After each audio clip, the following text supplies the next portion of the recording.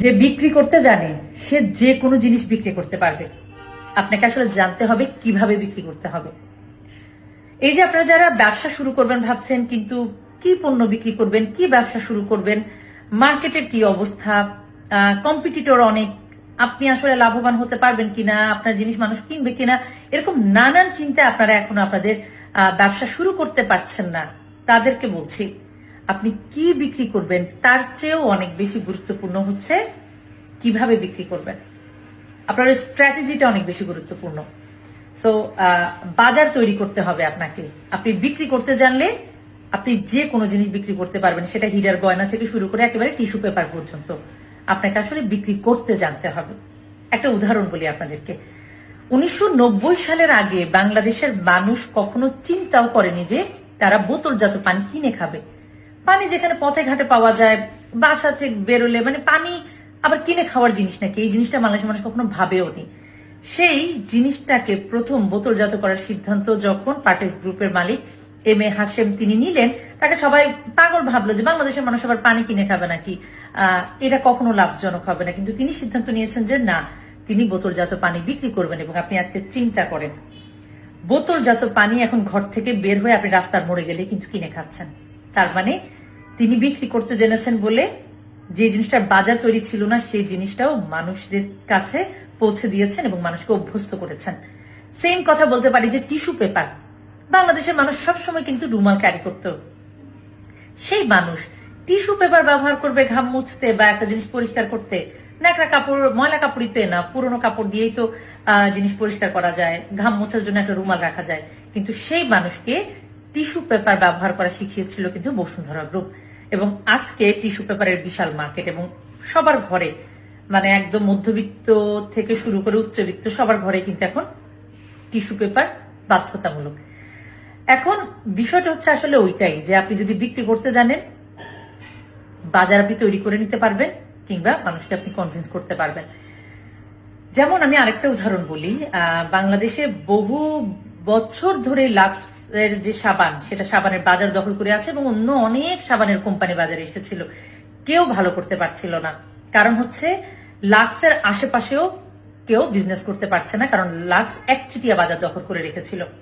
তাদের ধারণাই ছিল যে লাক্স সাবান ব্যবহার করলে সুন্দর হবে, এই থিমে তারা পুরো বাজার কন্ট্রোল করে রেখেছে এবং যারাই মার্কেটে আসার চেষ্টা করেছে সবাই আসলে টিকতে পারেনি।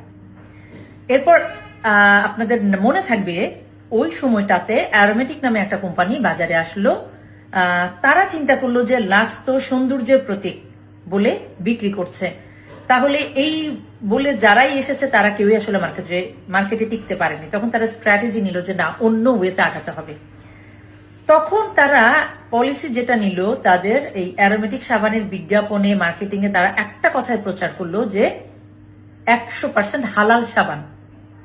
বাংলাদেশ মুসলিম কান্ট্রি এবং এখানে হালাল কথাটা বলার সাথে সাথেই এই জিনিসটা জনপ্রিয়তা কিন্তু মানুষের মধ্যে বাড়তে শুরু করলো এবং তারা ভাবলো যে তারা কিন্তু বলে নাই লাক্স হালাল না, তারা বলছে অ্যারোমেটিক হচ্ছে 100% হালাল সাবান।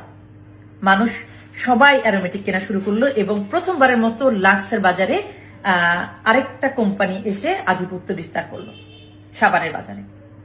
তো এটা হচ্ছে স্ট্র্যাটেজি, তাদের মার্কেটিং স্ট্র্যাটেজি। সাবান কিন্তু আগের গুলোও ভালো ছিল, কিন্তু মার্কেটিং স্ট্র্যাটেজির কারণে কেউ টিকতে পারেনি, যেটা এই অ্যারোমেটিক পেরেছিল।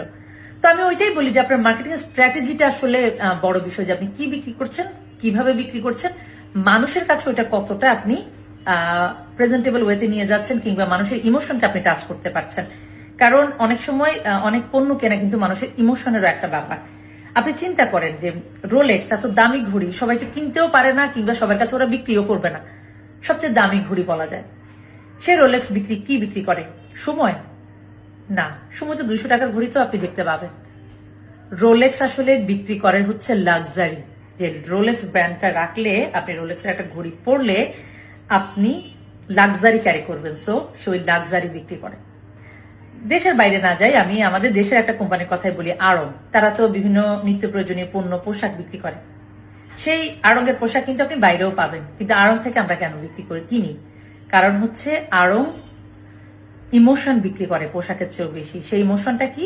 বাংলাদেশের ক্ষুদ্র নারী, প্রান্তিক নারী বা ছোট ছোট উদ্যোক্তাদের কাছ থেকে তারা পোশাক আনে এবং সেটা তারা বিক্রি করে, এবং সেই ইমোশনটাই আসলে আমাদেরকে নাড়া দেয়। তো সবসময় আসলে পণ্যের গুণগত মানের পাশাপাশি সেটার পেছনে যে ইমোশনটা, এটা কিন্তু একটা বড় ভূমিকা পালন করে। আবার দেখেন, আপনার কোনো পণ্য না থেকে আপনার মার্কেটিং প্ল্যান কিংবা আপনার বিজনেস আইডিয়া এমন একটা জিনিস যেটা আপনাকে আসলে আপনার পণ্যটাকে সবার কাছে নিয়ে যেতে সাহায্য করে। সো আপনার এই যে ব্র্যান্ডিং, মার্কেটিং স্ট্র্যাটেজি, এগুলো আসলে মূল বিষয়। সো আপনি কি বিক্রি করবেন তার চেয়েও বেশি ভাবেন যে ওই পণ্যটা কিভাবে বিক্রি করবেন এবং সেটার জন্য আপনার